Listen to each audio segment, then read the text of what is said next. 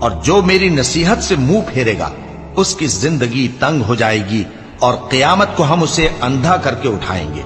وہ کہے گا کہ میرے پروردگار تو نے مجھے اندھا کر کے کیوں اٹھایا؟ میں تو دیکھتا بھالتا تھا۔ اللہ فرمائے گا کہ ایسا ہی چاہیے تھا، تیرے پاس ہماری آیتیں آئیں تو تو نے ان کو بھلا دیا، اسی طرح آج ہم تجھ کو بھلا دیں گے۔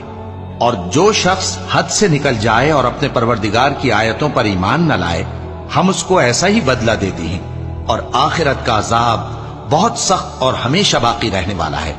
تو کیا یہ بات ان لوگوں کے لیے موجب ہدایت نہ ہوئی کہ ہم ان سے پہلے بہت سے فرقوں کو ہلاک کر چکے ہیں جن کے رہنے کے مقامات میں یہ چلتے پھرتے ہیں؟ عقل والوں کے لیے اس میں بہت سی نشانیاں ہیں۔